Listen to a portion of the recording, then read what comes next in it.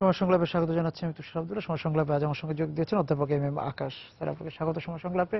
আপনার কাছে জানতে চাই যে আমরা এই অর্থ সালের যে সময়টা পার করছি এবং একটি অর্থ সালের দিকে যাচ্ছি, খুব স্বস্তির অর্থনীতি বলবেন আপনি?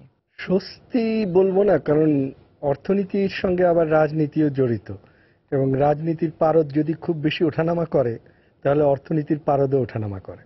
মানে আমি এটাই বলতে চাচ্ছি যে ধরেন খুব খুন খারাপি হচ্ছে, কোনো বিচার হচ্ছে না, ধরা পড়ছে না, বিদেশিরা বলছে যে দেশে একটা অনিশ্চয়তা, এই পরিস্থিতিতে অর্থনীতিতে কি ইম্প্যাক্ট হবে? প্রধানত যেটা ইম্প্যাক্ট হবে, যারা দীর্ঘমেয়াদী বিনিয়োগের কথা ভেবেছিল, 4-5 বছর ধরে যারা একটা কোনো সম্পদ বিনিয়োগ করবে, তারা পিছিয়ে যাবে। তারা ভাববে যে আর মানে এটা তো এখন একটা অনিশ্চিত জায়গা, এবং তারা পিছিয়ে গেলে বিনিয়োগ কমে যাবে। এবং আমরা এখন পর্যন্ত যা হিসাব পাচ্ছি, গত চলতি অর্থ বছরে প্রাইভেট ইনভেস্টমেন্টের পরিমাণ কমে গেছে প্রপোর্শন অফ জিডিপি হিসাবে। তার মানে কি? তার মানে ইনভেস্টমেন্ট না হলে এমপ্লয়মেন্ট হবে না, এমপ্লয়মেন্ট না হলে ইকোনমিক গ্রোথ হবে না। কিন্তু আবার সরকার দাবি করছে যে 7% গ্রোথ হবে। ওয়ার্ল্ড ব্যাংক প্রথমে মেনে নিয়েছিল, তারপরে এখন বলছে যে না, হবে না। কিন্তু যেটা ইন্টারেস্টিং যে 6.5-এ গিয়ে সবাই ঠেকছে, আচ্ছা 6.5% গ্রোথ। এখন আপনি যেটা দিয়ে শুরু করেছিলেন যে আমরা স্বস্তিতে আছি কিনা, আমরা স্বস্তিতে এই অর্থে যে যাক গ্রোথ 6.5-এর নিচে নামেনি। অস্বস্তিতে এই অর্থে যে 7-এ তো আমরা পৌঁছাতে পারলাম না। আর অস্বস্তি বেশি এই অর্থে যে বিনিয়োগের ক্ষেত্রে প্রাইভেট সেক্টর সচল হচ্ছে না।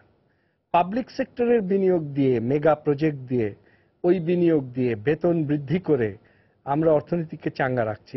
আরেকটা অবশ্য ঠিক যে এক্সপোর্ট সেক্টরের পারফরমেন্স এবার খারাপ ভালো মিশিয়ে গড়ে ভালো হয়েছে। আর ইয়েতে কিন্তু ভালো হয়নি, আপনার রেমিটেন্সের ক্ষেত্রে কিন্তু ভালো হয়নি পড়তির দিকে। তাহলে কি দাঁড়ালো? তাহলে দাঁড়ালো একটা মিক্স সিগন্যাল পাচ্ছি, স্বস্তিতেও আছি, অস্বস্তিতেও, নাতিশীতোষ্ণ অবস্থা। তো এই যে জঙ্গি কার্যক্রম সারা দুনিয়াতে একটা হইচই, এবং তার সঙ্গে বাংলাদেশকে রিলেট করা, আবার ইত্তেফাক নিউজ দিচ্ছে যে ভারতে মোসাদ কি ষড়যন্ত্র করলো, এগুলো কিন্তু যারা একটু অনেক টাকার মালিক তারা কিন্তু বিনিয়োগ করার আগে এগুলো হিসাবে নেবে। পাশাপাশি আমাদের ওই যে আপনি যেটা বললেন রেমিটেন্সের কথাটা স্যার বললেন যে পড়তির দিকে আমরা বলছিলাম, সেখানে সিঙ্গাপুরের সংবাদটাও ভালো না। রাজনীতি আর অর্থনীতি কিভাবে ইন্টারঅ্যাক্ট করে সেটা বোধহয় এই বছরটা আমরা ভালোই দেখবো আর কি। এই পরিস্থিতিতে যে আমরা একটা নতুন বাজেটের দিকে যাচ্ছি, নতুন অর্থ বছরের দিকে যাচ্ছি, সেই ক্ষেত্রে দর্শন কি হতে পারে? সুশাসনটা কিভাবে নিশ্চিত করা যায়, এবং সুশাসন নিশ্চিত করার জন্য খালি ধনিক তোষণ করলে হবে না। যারা টাকা পাচার করে দিচ্ছে বা যারা টাকা বিনিয়োগ করছে না, ভয় পেয়ে বিনিয়োগ করছে না, খালি তো ভয় পেয়ে বিনিয়োগ করছে তা তো না। আমরা তো লাস্ট হিসাব যেটা পেয়েছি যে প্রায় 3% of GDP and 15% of budget পাচার হয় গড়ে। 2013 পর্যন্ত যে হিসাব, তাতে প্রতি বছর এরকম হচ্ছে। তার মানে আমরা একটা 1% গ্রোথ প্রায় মিস করছি। তো এইবারে মানে ওই টাকাটা এখানে যদি বিনিয়োগ হতো তাহলে আমরা মানে 1% গ্রোথ বেশি পেতাম। এবং এখন যে 7% গ্রোথ নিয়ে এত হইচই, এত টানাটানি, গভর্নমেন্টের এত উৎকণ্ঠা, সেটার প্রয়োজন হতো না। তাহলে গভর্নমেন্টকে এবার যেটা করতে হবে, এই বাজেটকে রেখে যে এই টাকা পাচারটা বন্ধ করার এফেক্টিভ রাস্তা তাকে খুঁজে বার করতে হবে, এবং সেটা শুধু তোষণ করে হবে না, সেটা কিছু শাস্তিমূলক ব্যবস্থা শাসন করতে হবে আর কি। এবং স্থানীয় বিনিয়োগের মধ্যে যেটা আমরা দেখতে পাই সেটা হলো, সবচেয়ে ক্রেডিট তো দিতে হবে কৃষিকে। কৃষক কিন্তু বিনিয়োগ করেই যাচ্ছে, যদিও চালের দাম কিন্তু সবসময় সে পাচ্ছে না। এবারও আমি খবর পেলাম ঠিক মতো বড় ফসলের দামটা পাবে কিনা সন্দেহ। তাহলে পরে এই জায়গাতেও একটা গভর্নমেন্টের করার আছে, যাতে কৃষি পণ্যের দামটা প্রডিউসাররা পায়। এইটা যদি করতে পারে গভর্নমেন্ট, এটার তো খুব সোজা। এটা এখন মডেল সবাই জানে, মডেল আর কিছুই না। আপনার গ্রামাঞ্চলে একটা কম্পিউটার দিয়ে একটা ধনী কৃষকের ঘরে একটা ট্রাক দিয়ে বসিয়ে দিবে, সন্ধ্যার সময় লোকজন আসবে, ধনী কৃষক ওই কম্পিউটারে প্রাইস কোড করবে যে আমাকে নারায়ণগঞ্জ থেকে বলেছে এই দামে এত, কারণ বাজার থেকে বলেছে এই দামে এত, সোয়ারিঘাট থেকে বলেছে এই দামে এত। তো কৃষকরা বলবে যে ঠিক আছে, আমি আমার টমেটোটা এই দামে বিক্রি করতে রাজি আছি। তখন এই দুটো ম্যাচিং হবে। ম্যাচিং হওয়ার পর আর তো কোনো সমস্যা নাই, ওই দামে জিনিসটা ট্রাকে করে যাবে এবং ওই টাকা নিয়ে এসে এটা শোধ হবে। এবং তাতে যেটা হবে, মাঝখানে যে ফরিয়াদের অত্যাচার এবং বাজারটা যে তারা মধ্যস্বত্বভোগীরা কন্ট্রোল করত, এই কন্ট্রোলিংটা আর থাকছে না। এবং এটা এমনই একটা জিনিস যে এটা পরীক্ষিত সত্য। এটা আমি বলছি তা না, এটা আফ্রিকাতেও সত্য, এটা ভারতের অন্ধ্রেও সত্য।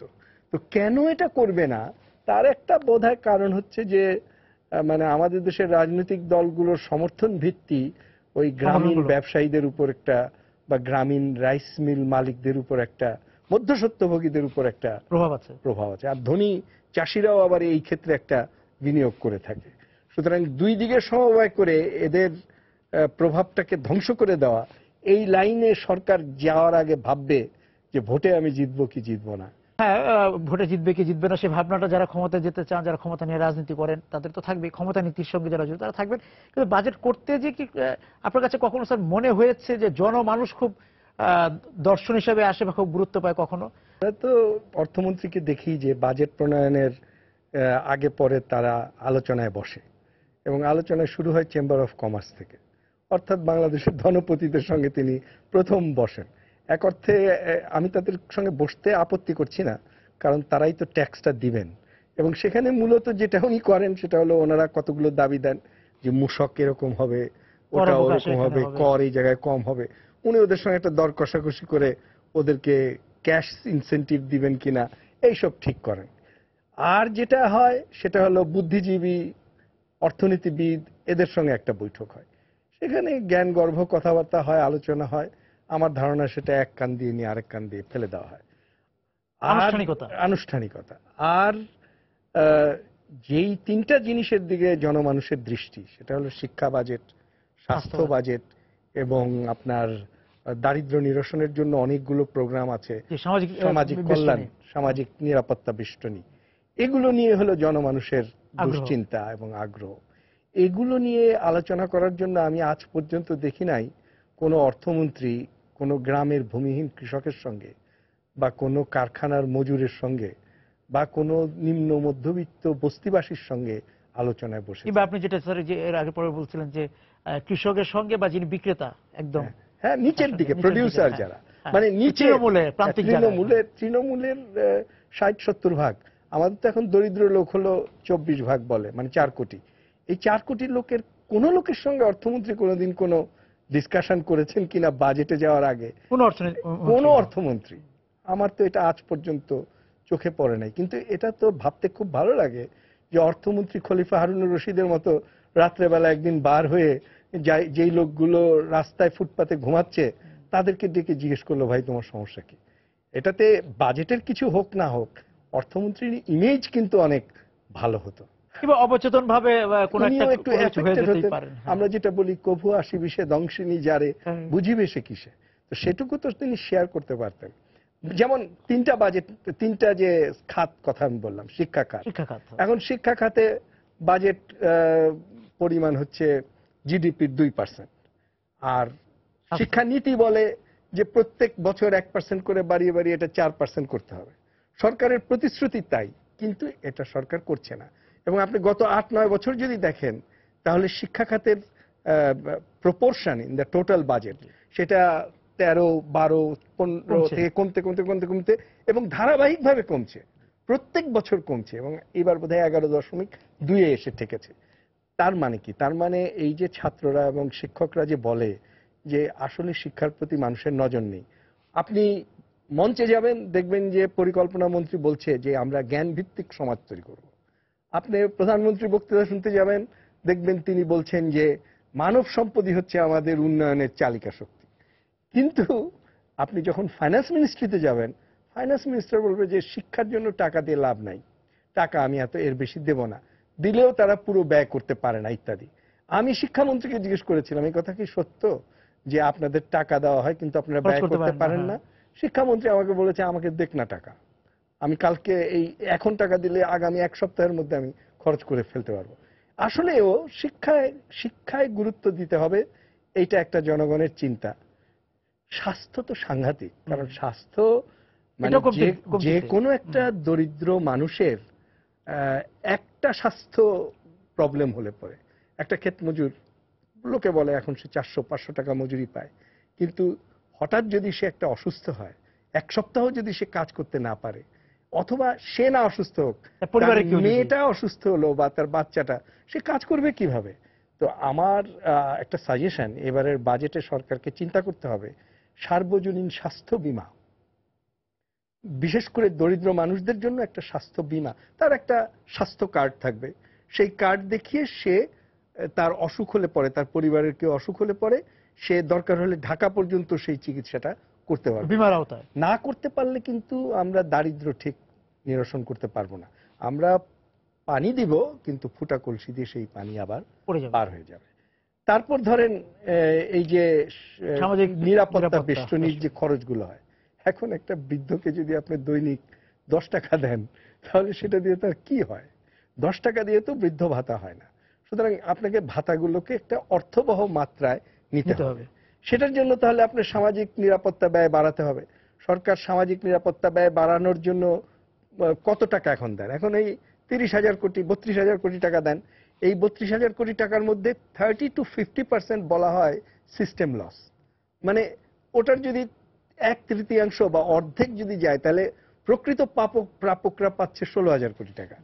তা আপনি যদি খালি এখানে গভর্নেন্স সিস্টেমটা ঠিক মতো করতে পারেন, এবং আমরা যেটা অর্থনীতির ভাষায় বলি exclusion error and inclusion error.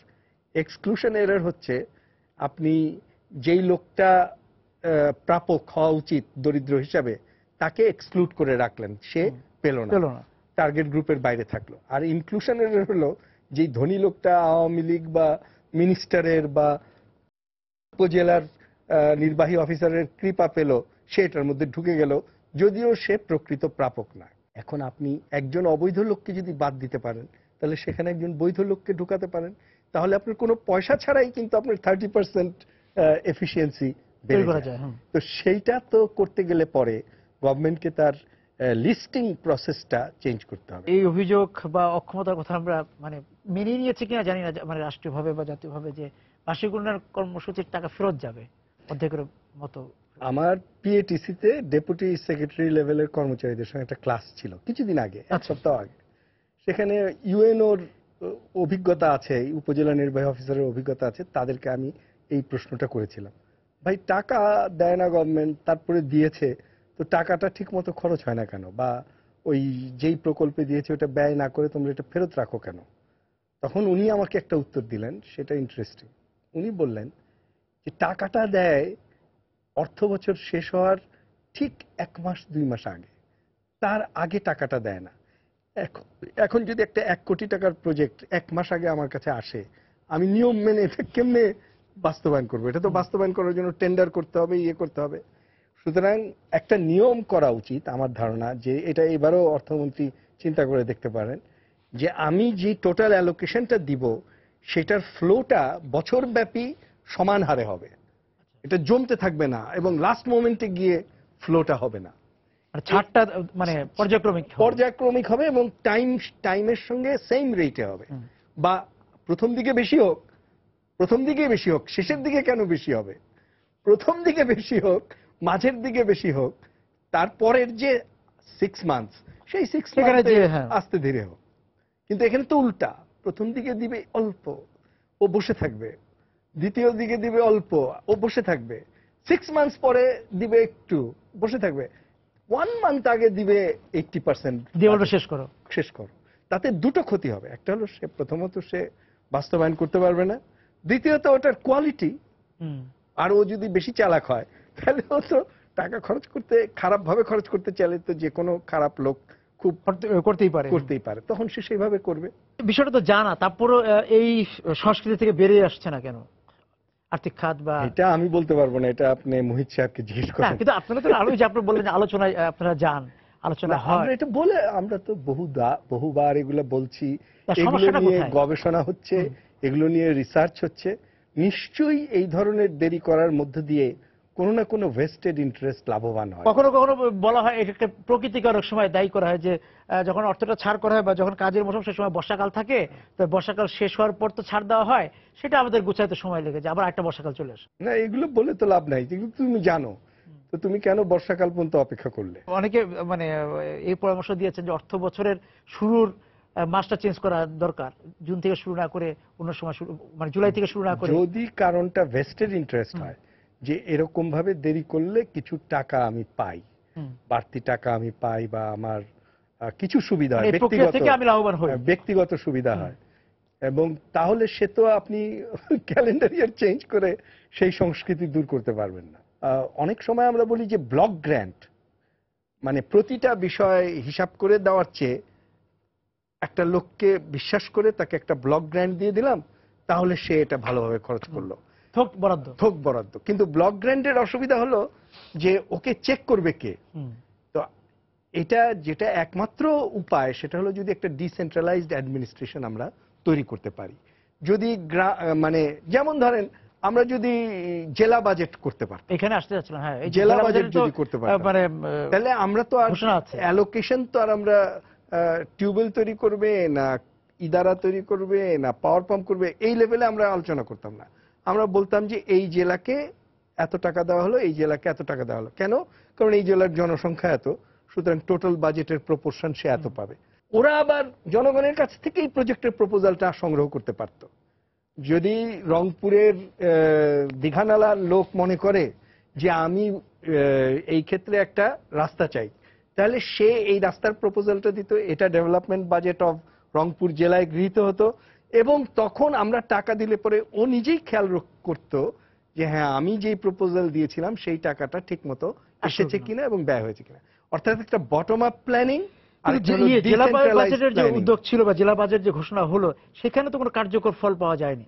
Government জেলা বাজেটের নামে যেটা করেছে সেটা হলো যে সেন্ট্রালাইজড বাজেট করেছে, করে তারপর ওই প্রকল্পগুলোকে জেলাওয়ারি ভাগ করেছে, যে আচ্ছা এই 10টা প্রকল্প রংপুর জেলা, ওই প্রকল্পের অ্যালোকেশন গুলো যোগ করে বলেছে এটাই জেলা বাজেট। এটা তো আর জেলা বাজেট হলো না, কার্যকর যে জেলা বাজেট সেটা হয়নি। এটা হলো একটা টেকনিক্যাল এক্সারসাইজ, জেলা থেকে কোনো চাহিদা নেওয়া হয়নি। এটা একটা জিআইএস, জিওগ্রাফিক্যাল ইনফরমেশন সিস্টেমের মধ্যে ডেটা ঢুকায় দিলে পরের দিনই ওই বাজেট তৈরি হয়ে যাবে। এই বাজেট দিয়ে কি লাভ? এটাকে জেলা বাজেট বলা কোনো অর্থ? আমরা ওই পদ্ধতিতে তো সহজেই যাওয়া যায়, যেহেতু আমাদের স্থানীয় সরকারের এখন একদম ইউনিয়ন পরিষদ পর্যন্ত আমরা মনে করি শক্তিশালীকরণ করা হয়েছে, বলা হচ্ছে, সেই জায়গা থেকে তো জেলা বাজেট তৈরি করাই যায়। একদম যেভাবে আপনার ভাবনা যে জেলা বাজেট, সেই জেলা বাজেট তৈরি করা যায়, তো করা যায়। পশ্চিমবঙ্গে পঞ্চায়েত পদ্ধতিতে হয় এবং ওদের একটা হাফ অফ দ্য বাজেট ওই ব্লক গ্র্যান্টের মাধ্যমে হয়। কিন্তু আমাদের এখানে তো করবে না, কারণ এখানে ব্যুরোক্রেসির সঙ্গে ইলেক্টেড অথরিটির একটা দ্বন্দ্ব, আর তার উপর ইলেকশন সিস্টেমটাকে যদি আপনি গন্ডগোল করে ফেলেন, ওটার মধ্যে যদি ওটাই যদি মানুষ আর বিশ্বাস না করে, তাহলে পরে তো ব্যুরোক্রেটরা আরো শক্তিশালী, বলবে যে এই ধরনের লোকদেরকে দিয়ে জেলা বাজেট করতে জেলা দিলে প্রশাসকের কাছে টাকাটা চলে গেল, তাহলে সংসদ সদস্যদের কিছু করণীয় থাকবে না। আচ্ছা, এগুলো খুব পরিষ্কার ধারণা থাকতে হবে। সংসদ সদস্য হচ্ছে আইন প্রণয়নের জন্য, বিগ ম্যাক্রো পলিসি প্রণয়নের জন্য। রংপুরের ইদারা খোরার জন্য তো আর সংসদ সদস্য না, সেটা তো ওখানকার যে ইউনিয়ন কাউন্সিলের ওয়ার্ড মেম্বার, সেই এটার উপযুক্ত লোক। তাহলে সংসদ সদস্য গিয়ে ওখানে নাক গলাবে কেন? ওরা বলে যে ভোট, ওইটার উপর তো ভোট নির্ভর করে। তা আমি বলতে চাই যে ভোট এখন তো পলিটিক্যাল হয়ে গেছে, এখন মার্কা।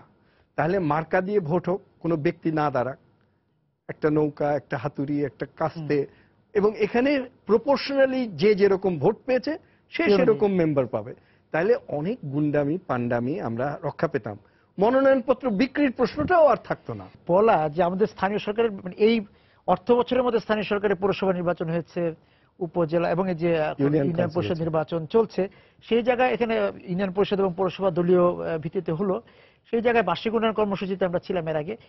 এই যে বার্ষিক উন্নয়ন কর্মসূচির টাকা বরাদ্দ, সেটা প্রয়োগ বা খরচ করার ক্ষেত্রে এবার কি একটু দৃশ্যপট পরিবর্তন হবে কিনা, বা নতুন উল্টো হওয়ার আশঙ্কা? আচ্ছা, কারণ এবারের নির্বাচন প্রথমে আমরা দেখলাম যে মনোনয়ন বাণিজ্য, অর্থাৎ টাকা দিয়ে অনেকে মনোনয়ন কিনে নিয়েছে, এমনকি দলের মধ্যেও দলের পপুলার লোককে ভোট মানে মনোনয়ন না দিয়ে তৃণমূলে আমি বলছি, তো তখন তার ফলে দেখা যাচ্ছে যে ইলেকশনে অনেক সময় বিদ্রোহী প্রার্থী জিতে যাচ্ছে। জি তো আমি যদি সমাধানটা ঠিক যে বিকেন্দ্রীকরণ এবং তৃণমূলের মাধ্যমে উন্নয়ন কর্ম পরিচালনা করা, এটাই পৃথিবীব্যাপী স্বীকৃত সমাধান। যারা বৈধ রাজনৈতিক দল তাদের মার্কা থাকবে, মানুষ মার্কায় ভোট দেবে, ব্যক্তিকে না। তাহলে ভোটটা একটা গ্রামের যতগুলো ভোট পড়লো তার মধ্যে প্রপোর্শন পেলাম আমরা, আনুপাতিক হিসাবে। হ্যাঁ 60% সিট আওয়ামী লীগের, 30% বিএনপির, 20% লেফট এবং আদার্স। এরকম হলে কতগুলো লাভ হবে আপনি চিন্তা করে দেখেন। প্রথম লাভ হবে যে সবাই দেখবে যে উইনার টেক অল না, মানে যিনি 51 ভাগ ভোট পাচ্ছেন তিনি সব নিয়ে নিচ্ছেন তা না। এটার মধ্যে আমরাও সেই পরিমাণে একটা ভাগ অংশীদারিত্ব, ইনক্লুসিভনেস। গ্রামে লোকজন মনোনয়ন কেনার জন্য লোক থাকবে না, মনোনয়ন কেনার জন্য লোক থাকবে না, সবাই গিয়ে দরখাস্ত করবে এবং ক্যান্ডিডেটের লিস্ট আগেই হয়তো এটা বলতে পারে কেউ যে ভোটার যে ভোট দিবে কাকে দিল এটা জানবে কিভাবে। আমি বলবো যে আওয়ামী লীগ ঘোষণা করে দিবে যে আমার প্রথম 10টা সিটের জন্য এই কয়জন, বিএনপি ঘোষণা করে দিবে প্রথম 10টার এটা। এখন যেই প্রপোর্শনে পাবে, ধরেন 4টা ও পেলো, 3টা ও পেলো, 2টা পেলো, তাহলে প্রথম 4 জন চলে আসবে 3 জন। তাহলে আওয়ামী লীগ, বিএনপি, মানে অন্য যে কোনো দল, বাম দল, তাদের একটা সুবিধা হবে যে তারা যোগ্য লোককে প্রার্থী তালিকায় দিতে পারবে এবং মানুষও আগে থেকেই জানবে যে আমি এই মার্কায় বেশি ভোট দিলে প্রথম এ আসবে, দ্বিতীয় এ আসবে, মেধা তালিকা অনুযায়ী আসবে। তাতে কি হবে? তাতে ওই লোকও 2 কোটি টাকা ইনভেস্ট করবে না, আর পরবর্তীকালে 2 কোটি টাকা উঠানোর জন্য দুর্নীতিও করবে না, মারামারি কমে যাবে। শুরুর কথাতে আবার যদি ফিরে যায় তাহলে স্বস্তির দিকে আমরা কিভাবে যাব? অর্থনৈতিক স্বস্তির দিকে। অর্থনৈতিক স্বস্তির দিকে আমরা যেতে পারবো কি পারবো না আমি জানি না, কিন্তু আমি জানি কৃষক তার কাজ করে যাবে, গার্মেন্টস শ্রমিক তার কাজ করে যাবে, সেই 22 থেকে 25 বছরের যুবকটি প্লেনের চাকা ধরেও বাইরে গিয়ে কাজ করে টাকা পাঠাবে, এবং ছোট এবং মাঝারি উদ্যোক্তারা তাদের উদয়াস্ত পরিশ্রম করে নানা কাজ করে যাবে, মহিলারা বিশেষ করে কাজ করে যাবে। সুতরাং অর্থনীতির 6% চাকা চলতে থাকবে। আচ্ছা, এটা চলতে থাকবে। সুতরাং আমরা ডুববো না, কিন্তু আমাদের যে সম্ভাবনা ছিল, আমাদেরকে যেখানে যেতে পারি, আমাদেরকে যেসব কথা লোকে বলে এখন যে বাঘ তোমরা, অমুক তমুক, এবং যেটা নিয়ে আমাদের প্রধানমন্ত্রী গর্ব করেন, সেইটা কিন্তু আমরা হতে পারবো না। আর একটা বিষয় আমার জানার জন্য স্যার, যে আমরা আমাদের মতো হতে চাই, আমাদের মতো না হয়ে আমরা ক্যাপাসিটি যেটা আমরা খামাখা বিভিন্ন মানে খামাখা যে কারণে যে আমাদেরকে সামনে দেখানো হয় যে তুমি সিঙ্গাপুর হবে, তুমি মালয়েশিয়া হবে, তুমি এটা কেন? আমাদের নিজস্ব তো শক্তি আছে, আমরা আমাদের জায়গায় পৌঁছবো। প্রথমত আমি এটা বলতে চাই যে সিঙ্গাপুর সিঙ্গাপুরের মতোই হয়েছে, হ্যাঁ, মালয়েশিয়া মালয়েশিয়ার মতোই হয়েছে। বাংলাদেশকে বাংলাদেশের মতো হতে হবে। কোন দেশ অন্য দেশকে অনুকরণ করতে পারে না। অনুকরণ করার সৃজনশীলতা এক জিনিস না। আপনি ওর কাছ থেকে শিখতে পারেন, কিন্তু অনুকরণ করলে আপনি ডুবলেন। তাহলে আমি সেটাই বলতে চাচ্ছি যে যদি সত্যি আমাদের দেশকে উন্নত করতে হয়, তাহলে আমাদের দেশের সাধারণ মানুষের ইচ্ছার সঙ্গে সামঞ্জস্য রেখে আমাদের শক্তির দিকগুলোকে গুরুত্ব আরোপ করে এবং দুনিয়ার জ্ঞান বিজ্ঞান থেকে শিক্ষা নিয়ে এগিয়ে যেতে হবে। মানে আমাদের তো মানে শক্তির শেষ নেই। অবশ্যই আমাদের সামর্থ্য। আমি আমার ছাত্রদেরকে দেখি তারা হার্ভার্ডে গিয়ে খুব ভালো রেজাল্ট করে, তো কেমনে করে? আমাদের এত প্রতিকূল পরিস্থিতি, ছাত্রটি গেছে সেটা আছে, আমাদের মাঠের কৃষকের শক্তিকে আমরা কিভাবে তুলনা করি, তাই না? হ্যাঁ, সেই আমাদের দুই দিকেই আমাদের আছে। আমাদের দেশের মানুষ তো বসে নাই। তাহলে সমস্যা কোথায়? আমরা স্বস্তির দিকে, আমাদের সমস্যা হচ্ছে যে আমরা বলি না, বড় লোকের বাড়িতে যখন লোকে ভিক্ষা নিতে যায় তখন সে বলে যে বাবা ভিক্ষা যদি নাও দিতে পারিস কুত্তাকে সামলে রাখ। তো আমাদের সমস্যা এটাই যে আমাদের যে মূল নেতৃত্ব এবং অ্যাডমিনিস্ট্রেশন, তারা আমাদের নিচের তলার মানুষদের উদ্যোগ অগ্রগতি আমলে নিচ্ছে না, বরঞ্চ বাধা সৃষ্টি করছে, বিচ্ছিন্ন করে দিচ্ছে। বাধা এখানে ক্রেডিট নিতে যাও, টাকা ঋণ নিতে যাও, আমাকে 10 টাকা ঘুষ দিতে হবে, তো ওকে ওইটা দিলে পরে ও তো ডিফল্টার হয়ে যাবে, ও পুরো টাকাটা তো পাচ্ছে না। তো এই দুর্নীতি, দুঃশাসন, সুশাসনের অভাব, এইটা পৃথিবীর যেসব দেশ উন্নত করেছে তারা তাদের মতো করে সেটা সমাধান করেছে। তার মানে হচ্ছে স্যার এটাই যে আমাদের স্বস্তিতে থাকার পরিবেশও আছে, স্বস্তিতে থাকার সামর্থ্য আছে, কিন্তু আমরা নিজেরাই সেই সুখ থেকে দূরে আছি। মানে আমাদের যারা সত্যিকার উৎপাদনশীল, সৃজনশীল, তাদের রাজনৈতিক শক্তি ক্ষমতায় নেই। এটাই বলতে হবে আলটিমেটলি। বা রাজনৈতিক শক্তির ক্ষমতায় মিশ্র শক্তি আছে, তার ফলে ওখানে যদি কেউ একটা পজিটিভ লাইন নেয়ও, ভিতর থেকে আবার নেগেটিভ লাইন ওটাকে ডিস্ট্রয় করে দেয়। আর তার সঙ্গে অবশ্যই এটাও যোগ করতে হবে যে জঙ্গি টঙ্গি মিলিয়ে যে একটা বাহ্যিক যে অবস্থা, বাইরের থেকে যে আমাদের এখানে, আমাদের দেশে তো এগুলো ছিল না, এখন বাইরের থেকে এগুলো এনে যেই চেষ্টা করা হচ্ছে, আবার আমেরিকাও ঢুকতে চাচ্ছে। সেই জায়গা থেকে আমাদের ওই যে আবারও স্বস্তির কাছে যদি যে এই অস্বস্তি থেকে বের হওয়ার জন্য নিজেদের স্বস্তি নিজেদেরকে ফিরে আনতে হবে, স্বস্তির পথ নিজেদেরকে খুঁজতে হবে, নিজেদের স্বস্তির পথ ফিরিয়ে আনতে হবে। আমাদের রাজনৈতিক নেতৃত্বকে তার সঠিক কনস্টিটুয়েন্সিকে খুঁজে বার করতে হবে। আপনাকে অনেক ধন্যবাদ স্যার আজকে আমাদের সঙ্গে যোগ দেওয়ার জন্য। দর্শক যারা ছিলেন আজকে সময় সংলাপের সঙ্গে আলোচনায়, আপনাদেরকে ধন্যবাদ জানিয়ে শেষ করছি আজকের সময় সংলাপ। দেখা হবে আগামী দিন। সবাই সুন্দর থাকবেন।